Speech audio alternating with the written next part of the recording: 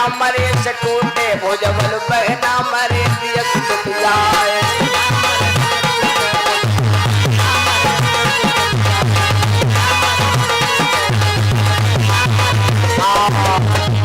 करके असमंजस ने बताया पिताजी पता नहीं बाबा के श्राप से दहका 60,000 भाई मरे पड़े, लेकिन पिताजी मैं घर छोड़ के जा रहा हूँ, जब तक अपने भाइयों की आत्मा को शांति नहीं कर दूंगा तब तक कोई उपाय नहीं करूंगा।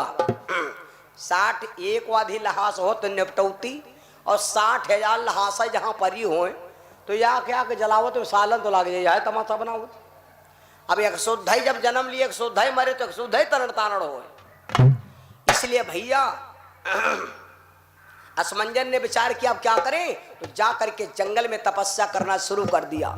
जब जंगल में जाकर के तपस्या शुरू कर दिया, बड़ी मतलब की बात जल्दी जल्दी समझ लो, जंगल में जाकर के तपस्या शुरू कर दिया। तपस्या करते करते 40 वर्ष की उम्र पहुंच गई। जब 40 वर्ष उम्र पहुंच गई लेकिन कोई भी लाभ न प्राप्त हुआ।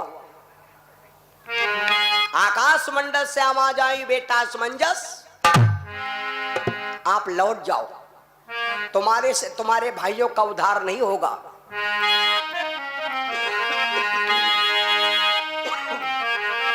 तो हमें क्या करना चाहिए, जाओ बेटा शादी करो, शादी करने के बाद तुम्हारे ही वंश में कोई ऐसा पूत पैदा होगा जिसके द्वारा तुम्हारे भाइयों का उद्धार होगा। असमंजस ने जब सुना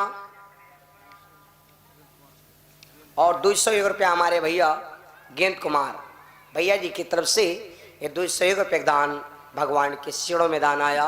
भगवान से कामना भैया जब आकाशवाणी हुई तो असमंजस लौट आया और अपने घर में पहुंचा, शादी किया। मैंने कल बताया था कि शादी करना भी एक पुण्य का काम है, शादी में सहयोग देना भी एक पुण्य का काम है। उस समय शादी किया, भगवान की इच्छा एक ही पुत्र हुआ, इस बेटे का नाम रखा गया अंशुमान। अंशुमान ने भी तपस्या किया बचपन से ही, लेकिन जवानी गला दिया सब भजन में, कोई लाभ ना मिला। फिर आकाशवाणी हुई अंशुमान बेटा तुम लौट जाओ, तुम्हारे से तुम्हारे बाबा लोगों का उद्धार नहीं होगा। अंशुमान लौट आया, तपस्या करने के बाद शादी किया, शादी करने के बाद एक बेटा हुआ, इस बेटे का नाम रखा गया दिलीप। राजा दिलीप बहुत बड़ा प्रतापी राजा था, जिसने रावण का रथ और रावण समेत जमीन पर गिरा दिया था एक बाण से। इतना बड़ा धनुर्धारी राजा दिलीप था भैया। दिलीप भी शादी किया, तपस्या किया, लेकिन गंगा जी का आवाहन नहीं कर पाए। फिर आकाशवाणी हुई जाओ दिलीप मैं वचन देता हूं, अब मैं समझ गया कि तुम्हारे वंश में पूर्वजों की उद्धता चली आ रही है। दिलीप आए, शादी किया, दिलीप के देवी की गर्भ से जब एक पुत्र हुआ, इस बेटे का नाम रखा गया भगीरथ। भगीरथ ने जब जाना कि मेरे बाबा परे हैं नरक में, गए पातालपुरी देख। अब बताओ 3-3 पीढ़ी बीत गई, 24 घंटा अगर लहास और आंखें को होए तो ना मालूम कत्ती बर्फ लगी, ना मालूम कत्ता लोन लगी। और 3-3 पीढ़ी बीत गई और लहास में यहाँ दुग नहीं लागा, ना माछी बैठी और ना लहास को बदलाव आवा। एकदम वेलकम टू वेरी परे है, कोई दिक्कत नहीं। ये सब क्या है, ये सब सिर्फ क्या है, ये राजा सगर की आंख से देखना है कि 60,000 पुत्र हैं, लेकिन वो 60,000 पुत्र नहीं थे, वो केवल पुतला थे,